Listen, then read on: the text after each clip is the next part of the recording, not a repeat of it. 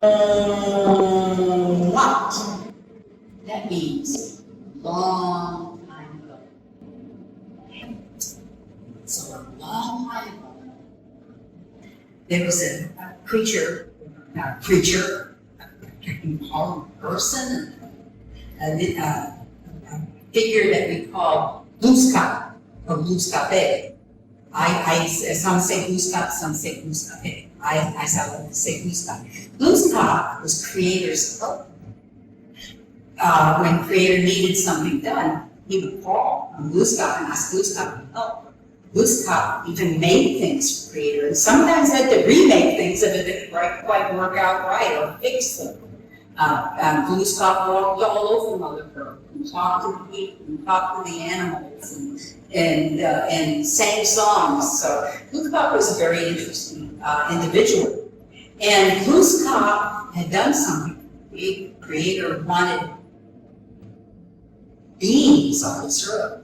And so Gluskap created words.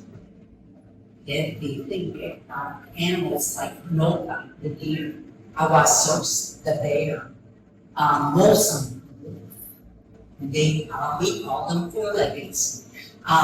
The name in our language is Awaas. Awaas, that means wild animals. So Gluskap had created the wild animals. And he was very pleased with what he was seeing, even though some of them got out of hand a little bit.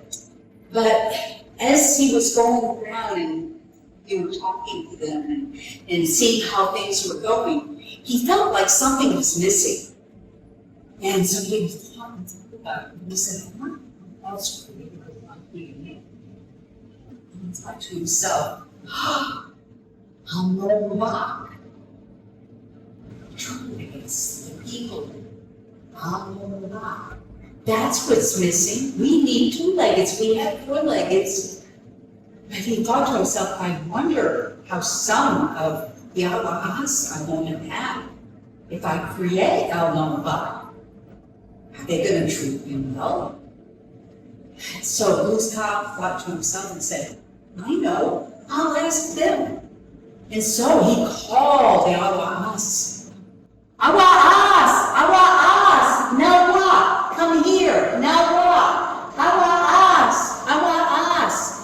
And they heard him, and all of a sudden, coming through the kapini, the woods, would be Awaas, the different wild animals. And before you know it, there was some standing around and looking at him, wondered what's going on. Why did Gluskap call us? And so Gluskap saw one of the animals that he really wanted to ask first, because this one was huge. His head was as big as a wigwam, that's pretty tall.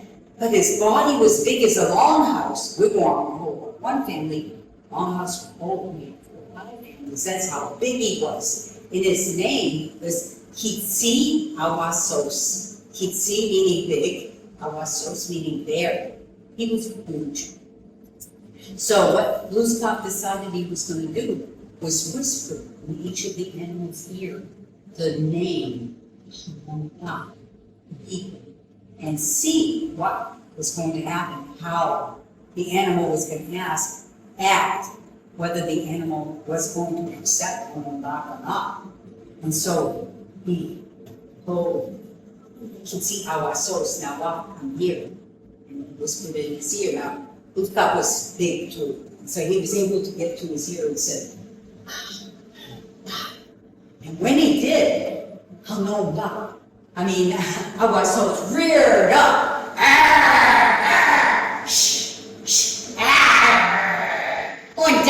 Onda, that means no. Onda, no people. I will take them and I will rip them with my nails and I will eat them. Gluskap looked at Kitsi Awasos and said, oh God, you can't do that. And he started stroking Kitsi Awasos' back. And he stroked it, he was gentle. He stroked his back, and as he stroked, Kitsi Awasos was small. And before you know it, Kitsi Awasos was about the size that bear is today. And Glooskap said, okay, off with you, go to Pee-wee. Okay, go, and you live by yourself. And that's where Albatross lives today, in Pee-wee, the woods. Next came Kitsy Moose. Now, do you know what Kitsy Moose is? A moose. It's a borrowed word. That's a word that we have taken, that the English speakers have taken from the Algonquin language. Moose. So, Kitsy Moose was easily as big as that tree right there. Huge, huge animal.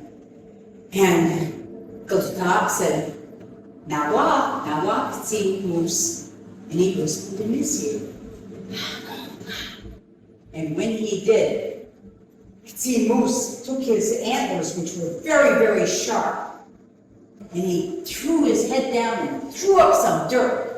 And he said, I will take Buck and I will throw him up in the air like I did this dirt, and he's going to end up in those trees. Glooskap said, Onda, that can't happen. And Glooskap took his right hand and put it on Moose's face, and he started pushing him down. And then he took his left hand and started pushing him down on those sharp antlers. And pushed down until Moose got to be about the size he is today. But look at Moose. His face is pushed in, and that is why. His antlers are pretty flat and wide, and that is why. And Glooskap told him, Pee-wee, go to the Pee-wee, and you live your life there. You can wander around in the marshes, just leave Buck alone. And that's what Moose did, and Moose, even today, lives there, but we have more. The next animal that came was Molson. And Molson kind of quietly walked through Pee-wee through the woods and walked up to Glooskap, and he stood a little distance from him. And Glooskap said, and when he did, Molson looked at him. Now, Molson means wolf. And Wolf looked at Glooskap and said, not a big problem. Buck goes this way, I will go my way. He leaves me alone, I will leave him alone. And today, Molson looks just like he did then. And that's pretty much what he does. He might have to get an animal or something. He might go in some chickens. He might get some, but he's got to eat too. But he pretty much leaves Buck alone, just like he did then. The next animal that came up was Mataguas, rabbit. And Buck whispered into one of those long ears. Glooskap whispered into one of those long ears and said, and when he did, Mataguas started running in a circle, nervous, just scared. Oh no, he just ran in a circle. And he still does that today. If he sees man, he's scared, he runs around. And Glooskap knew he wasn't going to be any problem. He just went on, Mataguas went his way. And then came Anikusis and Umbi Kuwolo, which are chipmunk and mouse. Well, Glooskap, they were together. Glooskap whispered down to them. And when he did, they got up on their little hind feet with their little hands like this and started, oh boy. They were happy to hear about Buck. They said, oh, we want Buck. We want to live with him.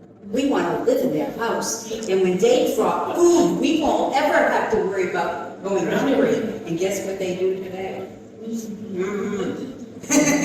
Them red squirrels too, a few others. So Glooskap said, well, I guess that'll just have to be okay. At least you're not going to hurt Buck. I upset him a little, but. So, Glooskap's feeling pretty good about this time. But one more he saw from the distance, just wandering towards him, just walking towards him, very quietly. And that one came and sat at Glooskap's feet and looked up at Glooskap. Some big, beautiful brown eyes. And Glooskap looked at him and said, Almos. Almos means dog. Elmos means just plain dog.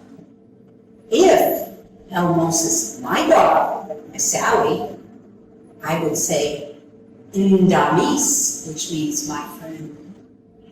If the dog belongs to one of you, I would say Kidamis, which means your friend. I just love that about our language. So Gustav said,